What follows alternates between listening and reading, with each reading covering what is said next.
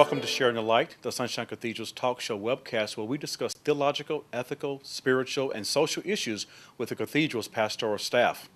Sunshine Cathedral is a metropolitan community church affiliated with the Center for Progressive Christianity. We're located in Fort Lauderdale, Florida. Now, we hope you will enjoy this episode of Sharing the Light. Welcome to this edition of Sharing the Light. I'm Durrell Watkins, the senior pastor here at the Sunshine Cathedral, and joining me today is the Reverend Brian Hutchison on staff here at the Sunshine Cathedral, and the Reverend Dr. Robin Provost, also on staff here at the Sunshine Cathedral. And of course, as you know, on Sharing the Light, we discuss various theological and spiritual, scriptural topics, sometimes ethical topics.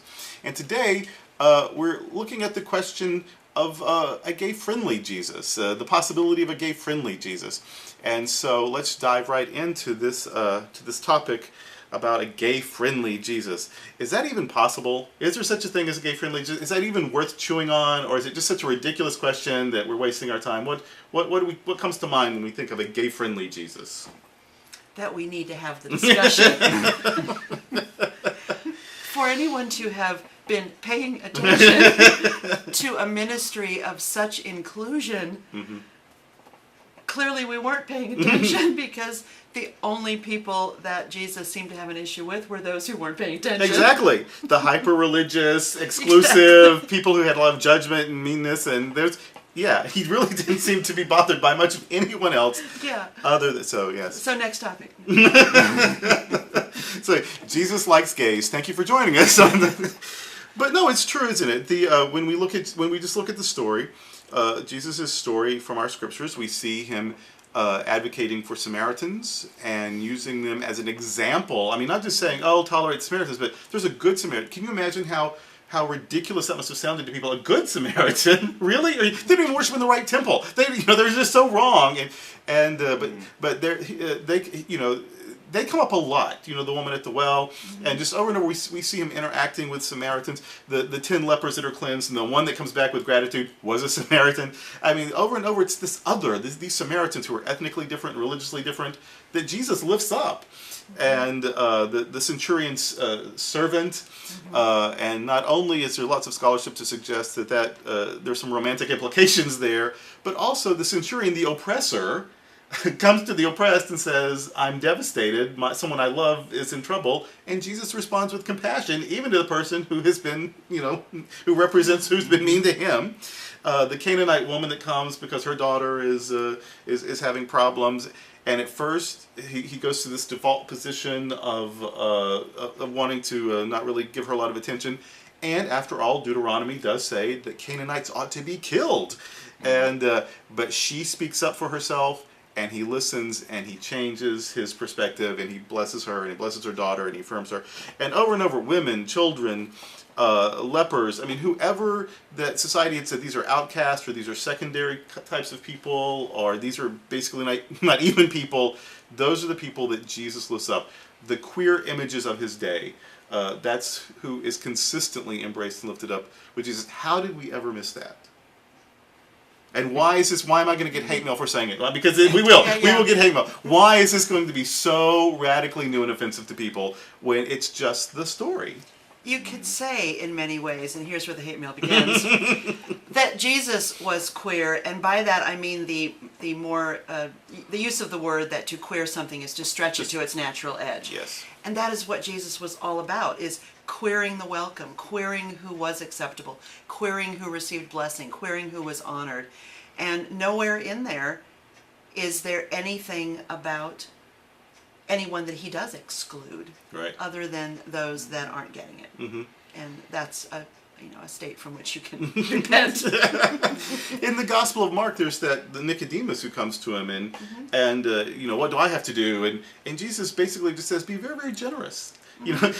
Don't be exclusive. Don't be mean. Just his response to what does it take? And he doesn't tell him to believe anything. He doesn't tell him to hate anybody. The thing is, be very, very generous. I wonder why, in Jesus' name, we're just not more generous to people. Well, even Nicodemus had to come under a cover of darkness. Yes, and he left very sad. He didn't want to hear that. Remember, he went away very sad because he had a lot of stuff he didn't want to share. Well, throughout the Gospels, sexuality just wasn't an issue to Jesus. I mean, unless it was about how one person was treating the other. I'm reminded of our lectionary reading just a couple weeks ago on the Beatitudes, and blessed are the humble, and nothing there has to do with thou shalt not. Right. And I'm also reminded that there's a kind of gay sensibility that I find in Jesus' life with a family of choice. That it's just to me it's almost an absolute parallel that even though Jesus did spend some time with his biological family in his ministry, most of it was going out and finding more and more people to call family, and in that I find comfort and the only time we ever see him weeping for another person was over the loss of Lazarus. Another man. Just P.S. I mean, that may be incidental, but also I think worth not just throwing out of hand. So that Jesus. I just don't think there's. And frankly, not only did Jesus never condemn much of anything, you just won't find him condemning same-gender relationships or same-gender love or any kind of love. In fact, in John's Gospel, his new command, which is hardly new, but is that you love one another. And love, you just can't get love wrong, I don't think. It is curious, and maybe it's just part of the human condition that we need to keep looking back today almost forensically at the scriptures. It's like, a Christ scene investigator, CSI. Because we often read the scriptures through the lens of our own bias. And if our own bias is that there's something wrong with a certain expression of sexuality, then we're going to find it all throughout. Now scholars are rereading it without the bias, with neutrality, and finding indeed the story of the centurion and him wanting his partner healed, and the scholars focusing on that word for servant, which doesn't appear to be the same word used for servant in other places, and has that double entendre meaning of same-gendered companion.